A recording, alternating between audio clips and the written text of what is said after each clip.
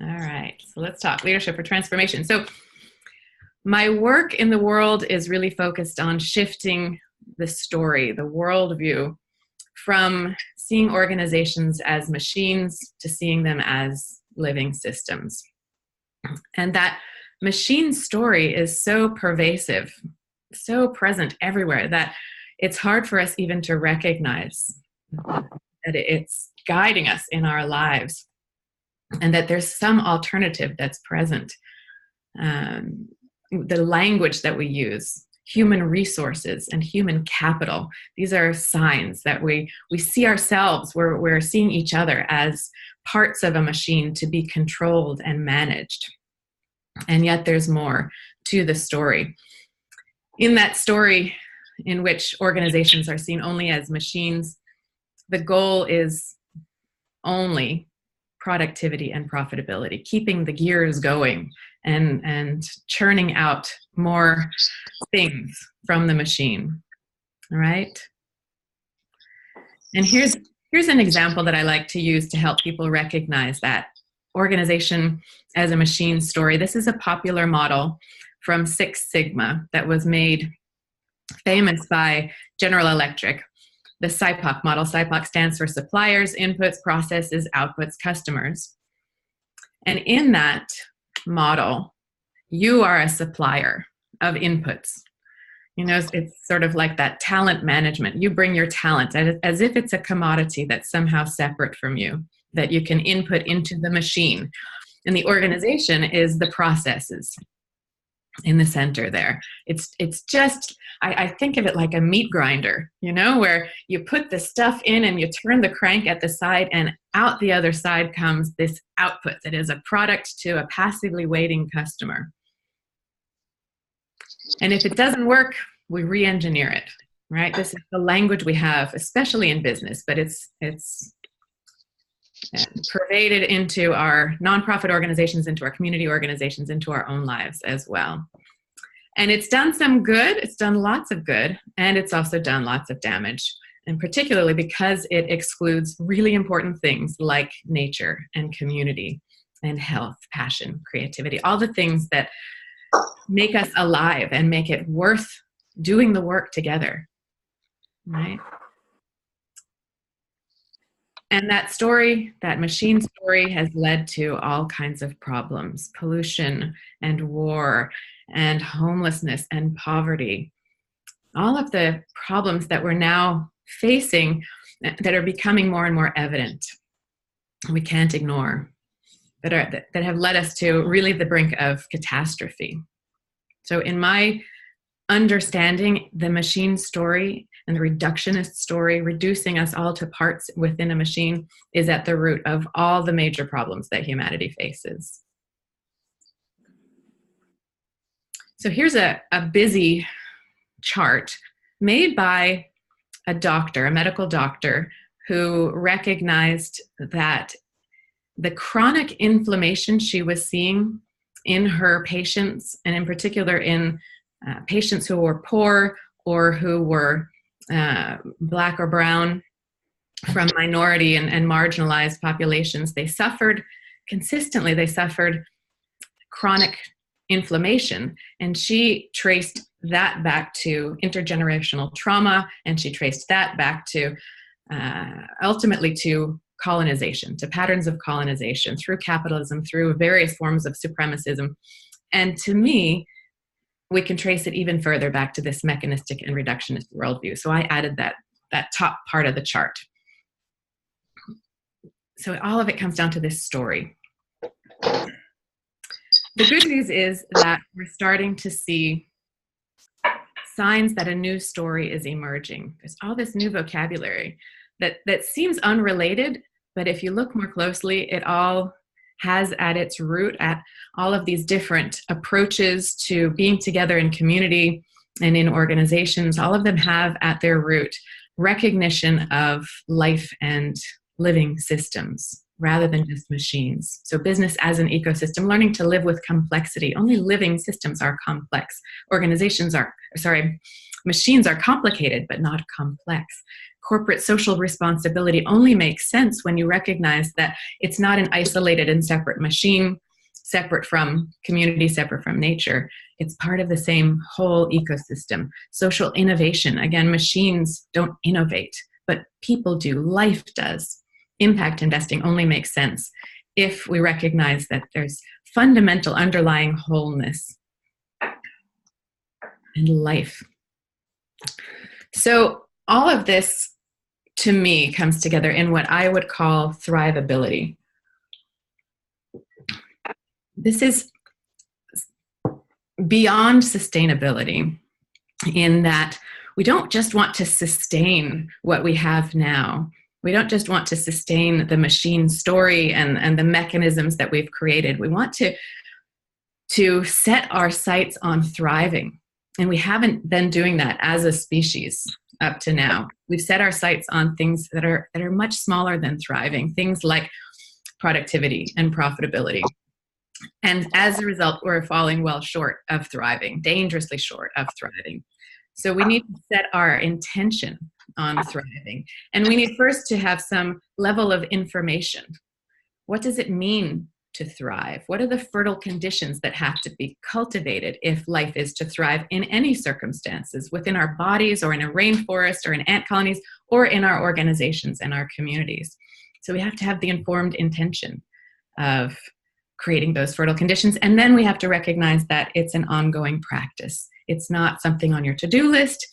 It's not some destination that we get to and then sit back. This is an ongoing deepening into greater wisdom and compassion and ability to respond to what life needs in any circumstance that we find ourselves in. So this is my passion and my life's work, creating the conditions for life to thrive and guiding organizations and communities in doing that for themselves. So I can share with you some basic conditions, basic characteristics that are present in all living systems. And it's those conditions that we have to cultivate in our organizations, in our communities, in our families. I just want to ask if, I think it's Jacqueline, do you have your sound muted? Would you mind doing that? I can hear some noise. All right. I've muted her, it's okay. Yeah. Perfect, thank you. All right. So everywhere we look, no matter what the setting, wherever there's life, there are these 4 basic fertile conditions that have to be cultivated. And so I want to share those with you, but I just want to pause for a moment and see if there are questions before I jump into those 4 intuitive and basic, but really powerful and important fertile conditions. Does anybody want to unmute and ask a question before I go into that?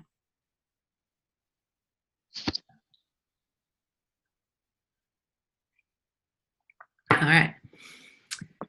So 4 things that we have to understand in order to create the conditions for transformation. The first, here they all are all at once. And I'll walk you through all 4 of them. So the first one is that in any living system, there are individual parts, like bees in a beehive, like cells in our bodies, like people in an organization or a community. And what we know from biodiversity is that the more diverse or divergent those parts can be, the more resilient and adaptive and creative the living system is likely to be, right? And so this is the first fertile condition that we have to cultivate. And this is really where the machine story of organizations and of management focuses. The machine story suggests that we are managers, most of all, controlling the parts, controlling the individual tasks, and making the parts of the machine do what we want them to do. But it doesn't really honor diversity and divergence of the parts. And so we're recognizing that that story isn't enough. And so we move into the second characteristic of living systems that we have to cultivate, which is that the parts come together in patterns of relationship and structures of relationship. In a beehive, it's the little dance that bees do to communicate, to let each other know that there is a good source of nutrients over here and a good place for a new hive over there. They have a series of bee dances that they do, which I think is great fun. And they build the structure that is the hive, that we think of as the hive, to support and connect them in ongoing relationship. So in our bodies, this is the infrastructure of our skeletal system and our digestive system, of our immune system. This is how we are in relationship internally and externally, right? We have those patterns of relationship. And the more open and free-flowing and responsive those relationships can be, the more resilient and adaptive and creative the living system is likely to be. In our organizations, this is our patterns of being in conversation together, structures of our meetings, how often we have meetings, what we decide to talk about, how we structure the agenda. It's our desks and our computers and our cash registers. It's all the infrastructure that supports and connects us in being together in relationship so that we can get work done. And in the evolution of management, we started to recognize that it wasn't enough to control the parts. We also had to control the culture and the team. And so we saw the emergence of and popularity of team building and leadership beyond management, of leading people in working together and guiding them in being in effective relationship together, efficient and effective relationship together. And still it wasn't enough. And so we moved to the third fertile characteristic that we have to cultivate if our living system is to thrive. And that is that the parts come together in relationship in a way that creates a new whole, a new level of life. So in a beehive, the individual bees come together in a pattern of relationship and create a hive. And that's not just the structure, but it's the whole of them, the superorganism with emergent capabilities and characteristics that you don't find at the level of the parts. So, for example, within the hive, the bees are, within that structure, the bees are able to maintain the temperature within 2 degrees. And there's no one bee that is there at the thermostat, kind of checking and seeing and turning the temperature up if it gets too cold. It's an emergent characteristic and capability. And this is the magic that we're after in living systems. In our bodies, you are more than just a collection of cells. You are you, and you have new capabilities that emerge at the level of the whole of you. You're able to think and feel and move. And those are characteristics of the whole of you. Again, it's the magic that we're after. And in organizations, we find that when we gather around a compelling shared purpose, a shared cause and identity, then we start to see this emergence of new capabilities and characteristics. We see that the community or the organization starts to take on a life of its own. So even as people come and go, we find that the organization remains consistent and recognizable over time. And so the more convergence there is around this shared purpose and identity, around wholeness, the more resilient and adaptive and creative the living system is likely to be. So life is full of paradoxes, and here's one of them, that we want as much divergence at the level of the parts as possible within as much convergence at the level of the whole as possible, right? We want to be able to create a container that will be able to hold our divergence within our unity. And so at this point, we could be talking about my car.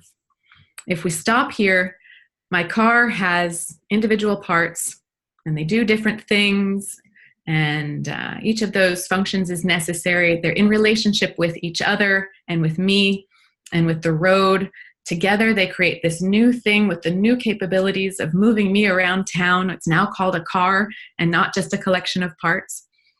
But my car can never have a great idea. My car can't be my friend. My car can't respond to completely unforeseen circumstances. My car can't heal itself, and it can't generate a new car. But I can do all of those things. Not a new car. I can generate a whole new person with a little help. And so all of these things, this magic that living systems are capable of, but machines are not. This is what we're after, right? This is what's needed. And in my research into biology, the few biologists that talk about this something else, the difference between me and my car, they call it a self-integrating property, meaning that by itself, this living system integrates parts into relationship in a way that creates a new whole, a self-managing, self-organizing, self-integrating whole. And when I saw that term, I thought, well, isn't that just life? Isn't that the spark of life that animates us and that makes us alive? And we don't really have to know what is it and where does it come from.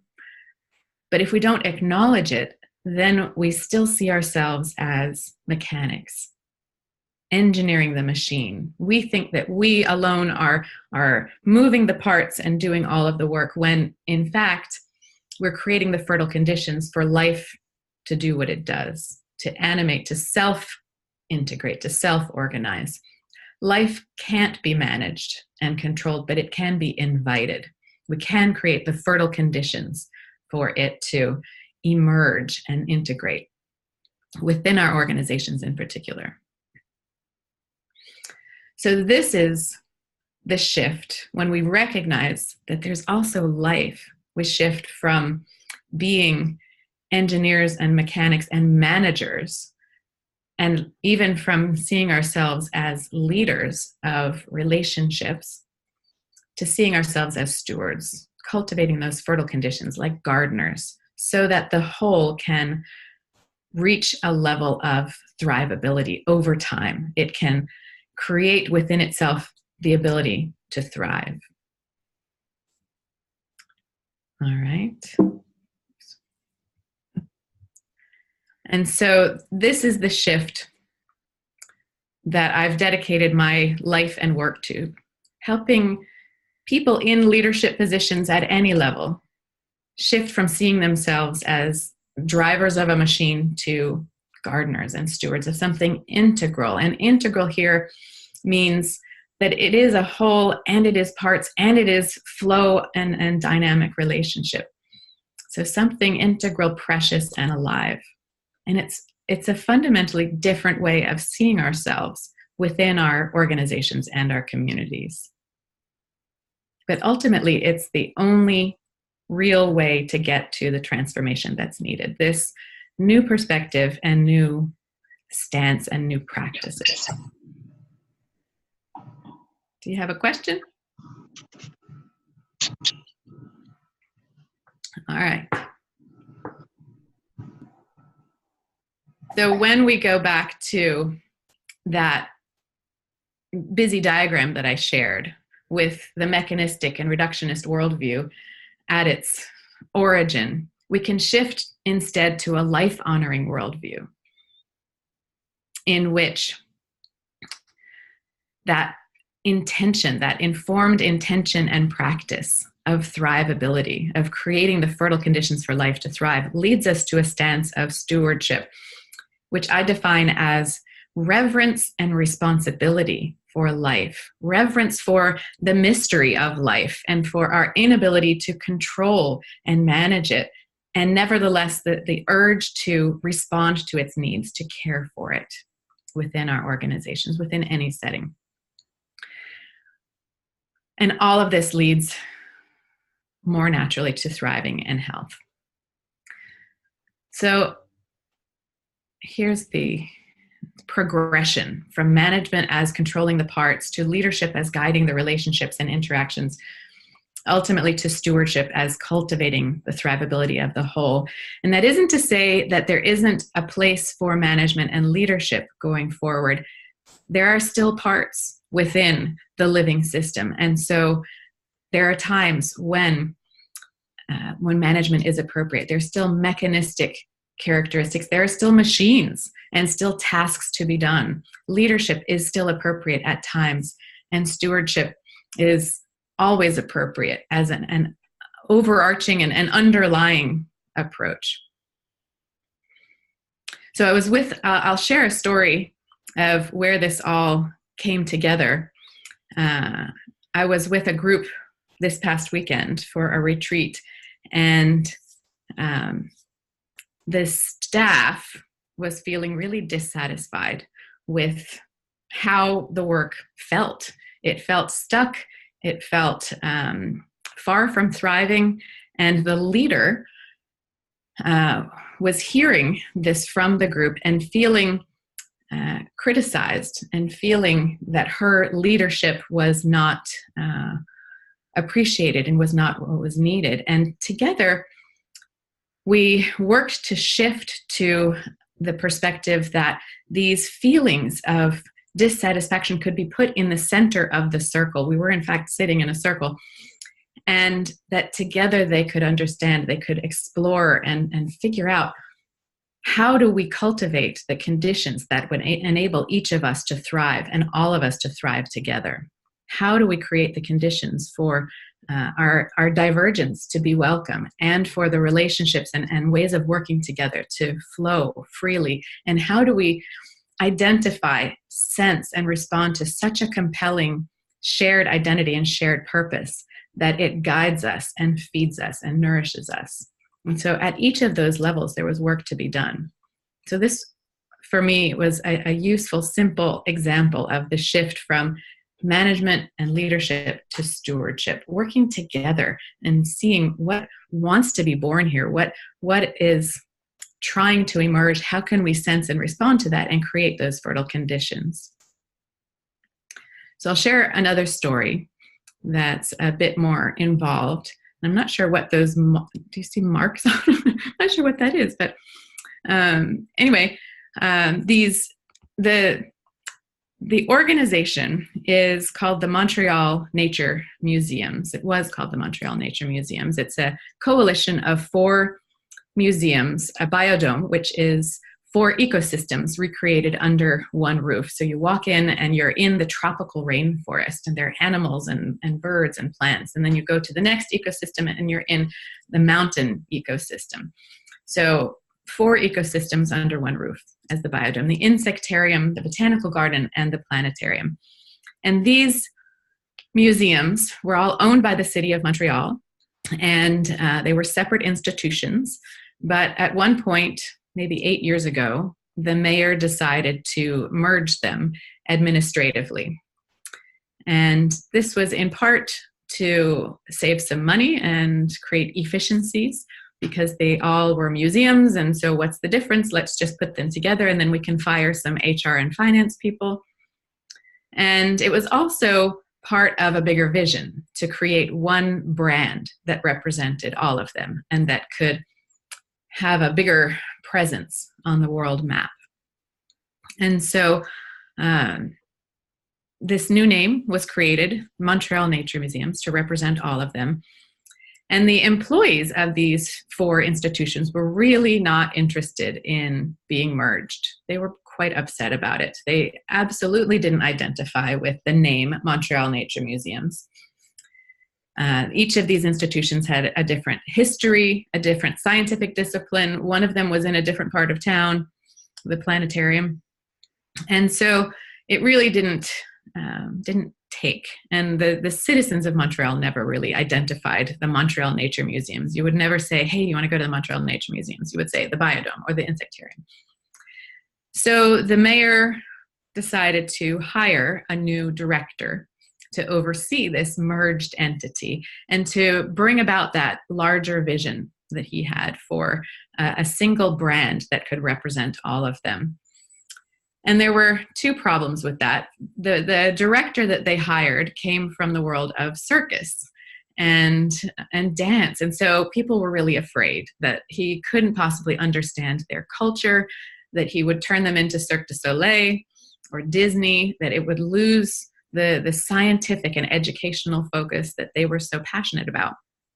And even more, they were really skeptical of branding and marketing in general. This felt to them like a noble cause, and they didn't want to become McMuseums. And so this new director hired me and my colleague, and we brought all 450 people together from all 4 institutions together for a day. This is the first time they had ever been all together. And we guided them through an exploration of those fertile conditions that I described. What is it going to look like when each of you is fully able to bring the best of yourselves and be nourished in the process? What is it going to look like when work flows beautifully and effectively? And what is it going to look like when your shared identity and purpose is so compelling that it holds you together like a magnet and it guides you? And the way that we explored that last question was, what is the one conversation you all want to have with the world? This is a really, I find it a useful way to recognize that it's ongoing and co-created with customers and community, that our purpose is not somehow in isolation from those, and we are not in isolation of our customers and communities. So what is that one conversation you all want to have with the world? We went back after this day of conversation and creative exploration with the 450 employees, and we drafted a manifesto. And this is something that is a big part of my work, helping organizations craft a concise statement of those fertile conditions. What has to be true if we are to thrive over time?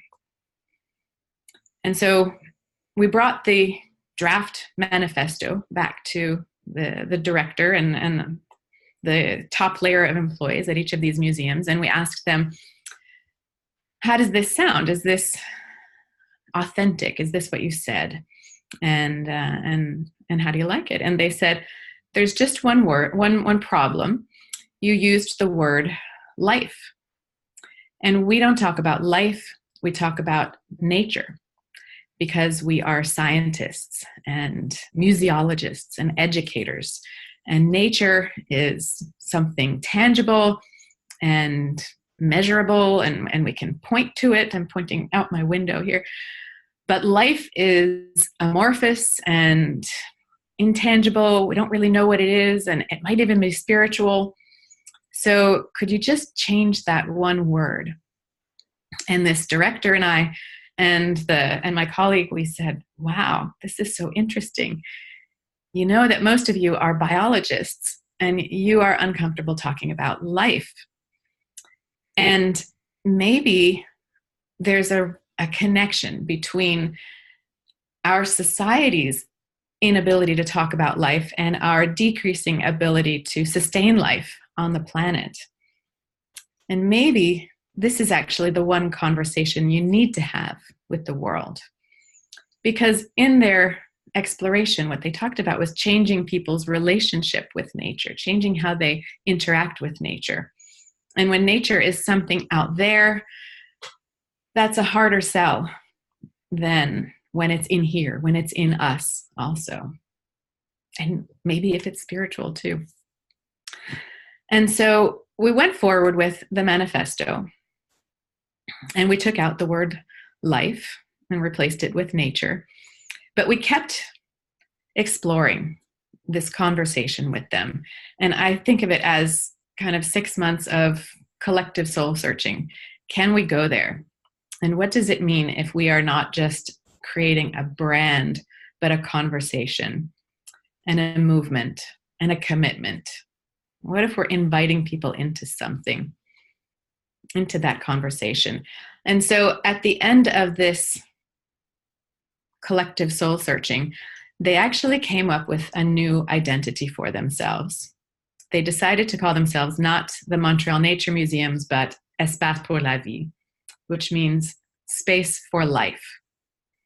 And they kept their individual identities. They are still the biodome, the insectarium, planetarium, and the botanical gardens, but together they form a space for life. And when I heard this phrase that they came up with, I thought, this is maybe the perfect translation into French for thrivability, because it doesn't translate well. I don't know why, but there's a real challenge to find just the right word that could convey it in French. But really, what we're talking about is recognizing our organizations and our communities as a space for life, a space in which we can create the fertile conditions for life to thrive, in which we can enable the transformation that needs to and wants to happen.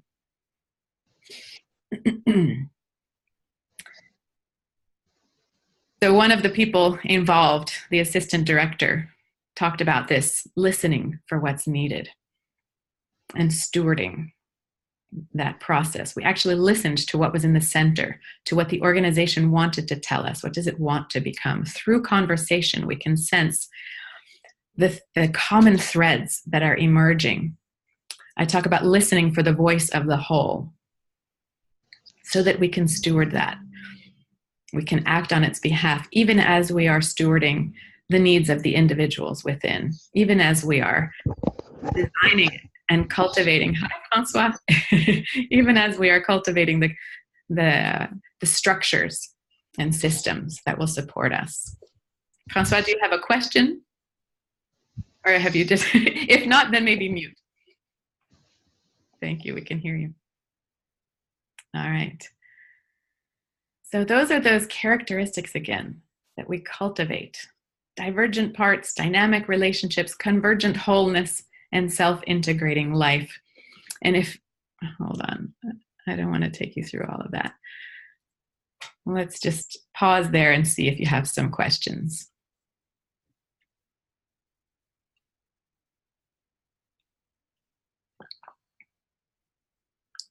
What does that bring up for you in your own work, in leadership at any level? Michelle, I just want to share to the people and you, I guess, the challenge I have in my work is there's many opinions about what's going on in the world. Some people say there's global warming, which I believe there is. Some people say there's none, and all of these other things. And then I tell people, look at your kids in the eyes in the morning. What do you see? Don't you want to protect that? When you look at your dog, do you connect with the dog? Yes. Why don't you want to connect with the rest of nature? So I think in French, but maybe in English also, life is universal. Mm-hmm. And I think what happened in Davos last week with the young Swedish girl who actually rocked the show. It's really about that. Do we want to protect life or do we just want to let it die? So mm-hmm. I just want to say what's going on in my consciousness, in my heart these days. Because there's all sorts of science and economic and do we want to protect the economy? But in the end, like you just said, it's all about life. Exactly. I received the final proof of my book the day after the US elections, in which Trump was announced as the winner. And so I received this proof from the publishing company as I was still crying from that outcome, to be honest. And I thought, I've just wasted 10 years of my life writing this book. No one will ever believe that we can move into an age of thrivability now. And it took me a few days to sort of calm myself and realize that it actually is one of the best things that could have happened, because everything that has happened since has shaken us out of our complacency. In the 20 years that I've been working with this story of thriving and aliveness, it's only now that people are really starting to say, we need to shift our story, we need to shift our actions. And before that, more often I would find people say, well, it's not that bad, the way that we're working now is, it's just the way it is, or It's just about the bottom line. And we know now that we can't accept that anymore. It's not enough. And even more recently, we're starting to get a flood of scientific reports letting us know that it's a desperate situation, that we have to find ways to align more fully with life and release the creativity that we have, release our collaborative capabilities, and find ways to really make life, recognize life as the true bottom line. So this is one way of moving in that direction. What else? Who else has some thoughts to share?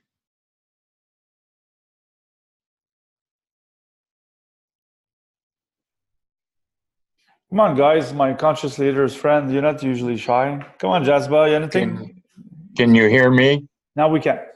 This is Ed Bourgeois from Amherst, Massachusetts. Hello, Ed. And I've worked for many years in understanding nature's relationship with agriculture. And I find it's very much understanding, sort of combining nature and life. What is the nature of life? And so we've learned so much about how the natural system works, and we don't have to fear it so much as we did in the past. There were many reasons to. And so now we can actually feel we can be within it. And the farmers in the United States that are working on this are using terms like all in with nature now. And it's just been a tremendous difference in our mindset of how we look at all this. We really do feel a collaborative stewardship as opposed to any form of leadership, because stewardship is more what you see in nature than you really find leaders. There is no really king of beasts. Anyway, that's a comment. Thank you, Ed. And in fact, the group that I referred to that I was with this weekend is focused on regenerative agriculture. And so it's been really fabulous to work with them to see how the ways that they are approaching our relationship with soil and recognizing it as living soil, applying that to their organization as well. It's been beautiful to help them see that they have to bring that same regenerative approach to their own interactions and their own work as well. If I can reply, it really wasn't until the late 80s that we really understood soil. We didn't understand the soil food web. We didn't realize all the regenerative actions. We didn't really realize the cycle of life. And that awareness away from it being dirt was just profound.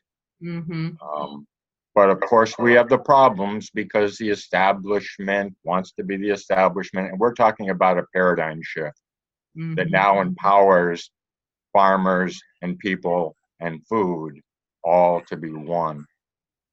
Exactly. I can share, I started to go to the next slide. I'll share the model that I shared with them that we can use to see our organizations differently. That if we imagine the organization as a tree, use the metaphor of a tree, then the people within can be represented by the roots. And we know that in a tree, we need the roots to be diverse, to reach different sources of nutrients, and just to hold up the tree, to provide a strong and solid base to hold up the tree. We can imagine our purpose that brings us together as the fruit and the leaves that reach up and out to the light and life of the sun. This is our offering up and out into the world, the purpose to serve customers and community. And then the trunk is the relational infrastructure that connects us to each other and to customers and community, and where life flows through, right? And so this is sort of a contrast between that first SIPOC model, where the relationship is the organization, the process and places where work gets done, that is the organization. And instead, we can recognize the whole system is the organization, not just the infrastructure. And in that system, life is where we bring it in ourselves as people working within that organization or community, in the people and biosphere that we're serving.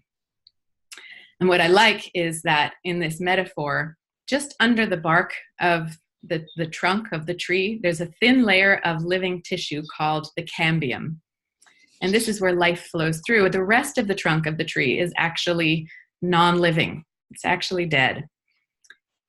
And so it really brings home the lesson that when we worship the infrastructure, the non-living part, the machines and the desks and the meeting agenda, we're not creating we're not creating the conditions for life to thrive. This is necessarily creating a bureaucracy when we put the needs of the infrastructure above the needs of the people who are involved.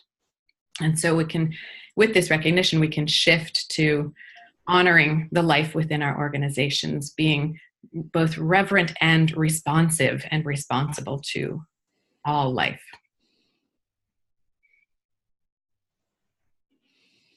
So who's got some thoughts about that or anything I've shared? I'll give another thought. All right. Even among those roots is all the fungal network. Yes. That connects all the trees together. That connects the mother tree with its young. That connects a tree with another tree. So that in one season, when one tree needs more nutrients and the other one doesn't, they share with each other. Mm-hmm. There's so much in that fungal network that reflects what we think about communication, what the internet was.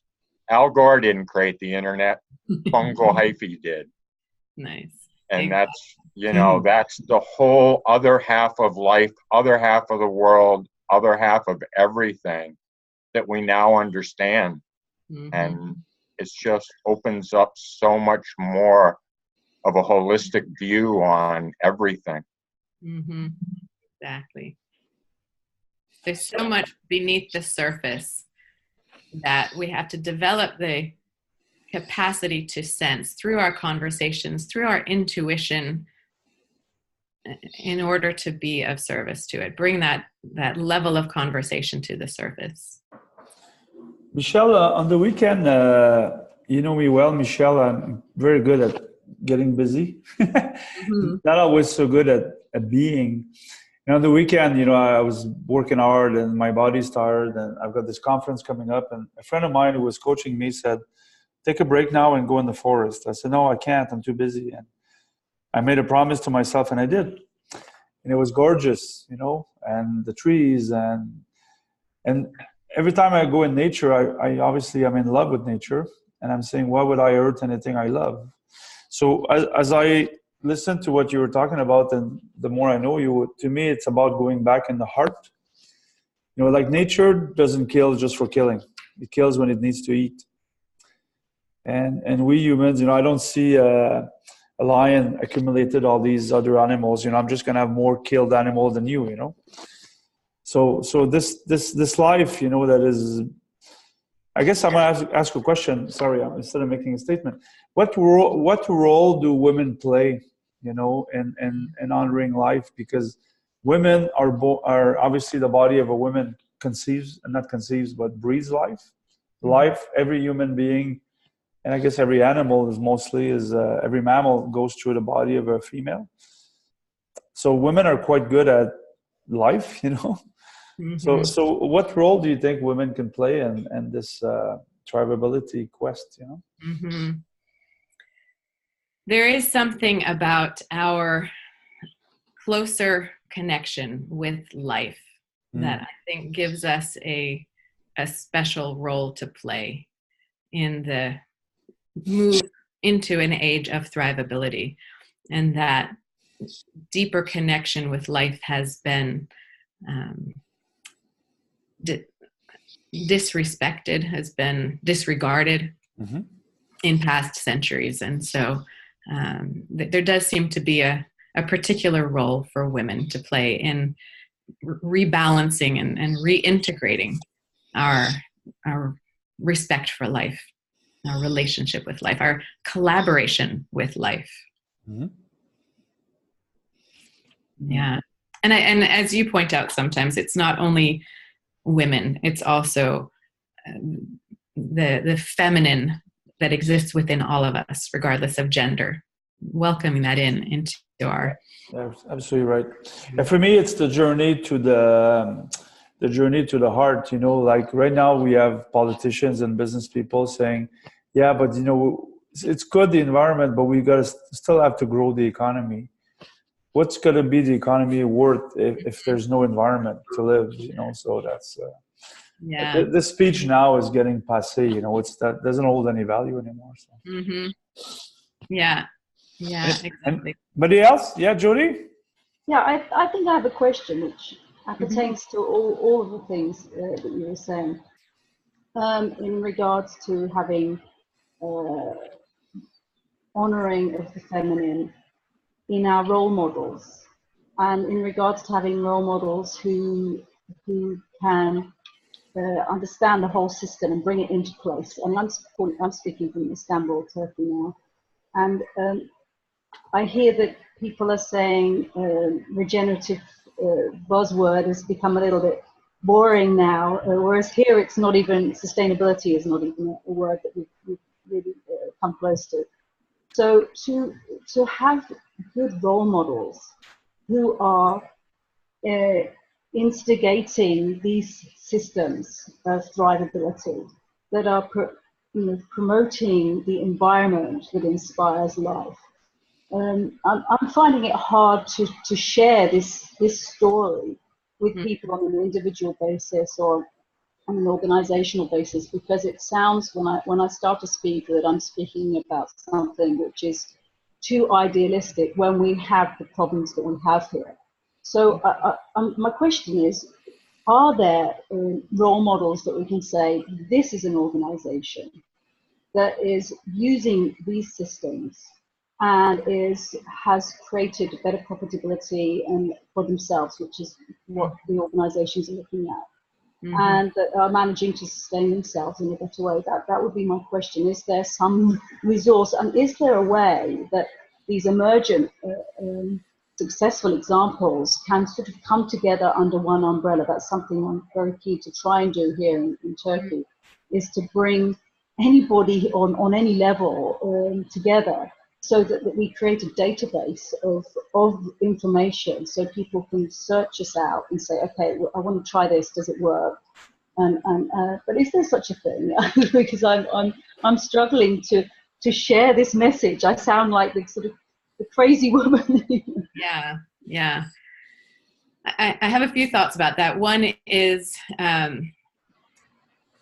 we might just have to sound crazy for a bit longer, but there are more of us finding each other, and the stakes are getting higher, and people are opening up more to even what used to sound crazy. So hang in there. Yeah. The second thing is, if I go back to the Space for Life, there's more to the story that is about the transformation that they made. So they changed their organizational structure to align with those fertile conditions where, for example, human resources used to be buried under finance and administration. They created a pillar of the organizational chart that was people and culture, and one that was infrastructure, and one that was visitor engagement. And they shifted how they structure their exhibits. They created a general transformation over time so that there was much more emotion and much more interactivity. They were inspired by this really compelling shared identity and vision and commitment to open up their budgets to each other, which they hadn't before. It was internally competitive, and after this process it became internally co-creative. They created exhibits that were across all four institutions, not exhibits exactly, but programs that were across all of them. And in the process, there was so much energy created by what they were doing and by this very compelling mission that where they had struggled to raise enough money, for 7 years they tried to raise enough money to renovate the planetarium, the one that was off in a different part of town. And within a year of this process, they were able to raise $190 million and build a new LEED Platinum planetarium together with the other 3 institutions. So that's an amazing role model, isn't it? That's a really good success story. It is a really good success story. And there's more. I could talk for the rest of the day about all of the incredible things. And the motivation came from above because the mayor said, you have to do this. The mayor didn't say you have to do it this way. The mayor said, create one brand, which is a very different thing than what they've done. They will tell you this is not a brand. It is a conversation. It is a commitment. Okay. So at the same time, it hasn't been this just steady rise to thrivability. They've faltered, and I would say it's an ongoing practice. This is a really important point, that it's not so useful to look for role models of who's succeeded, but who's on the journey, who's in it, and let's be in it together, even if we're not sure what success looks like. Yeah. No, it's worth doing even if there's nobody else doing it, or if everybody's struggling. We got to do it anyway. We here obviously believe that. It's getting the others on board, so it's really useful to have, and actually, just as an aside, it's very useful to see that it's been a struggle to find the word thrivability in French, because I've had the same problem in Turkish. So this has now inspired me to translate the French version of Turkish, and then I'll have the terminology of thrivability in Turkish. It works. So I've not managed that until today. So thank you for that. Yeah. Perfect. Yeah, that's the point. It's about life. It's about serving, honoring, cultivating aliveness. Yeah. And that's something. I left the retreat this weekend with Regeneration Canada saying, okay, so tomorrow, what's going to feel more alive? How can the way you engage in your work feel more thriving and alive? We've got lots of big picture work to do, but just next meeting, what's going to make it feel really alive? And that matters. That's important. All right, we're a little over time now, so. Maybe one last question? No? Thank you, Michelle. This is, every time I do a webinar, in the end, I think I organized it for my own edification. So today I was asking myself lots of questions about what is it going to take to change the world. And so I was happy that we had this webinar. You gave me a dose of energy. So thank you.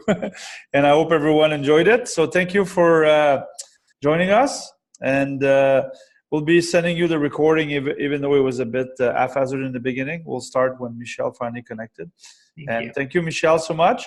For those that are in the Montreal area or want to travel to Montreal, Michelle will be joining me and several other inspiring people. I'm not the inspiring one. I'm just inviting all the inspiring people for the Global Summit of Conscious Leadership in April. So if you want to join us, Michelle will be actually hosting the day. We'll be a speaker, and we'll have many other speakers. So you'll get information about that. And so thank you, everyone. Thank you, Michelle. I wish you guys a lovely day. Thank you. Thank you.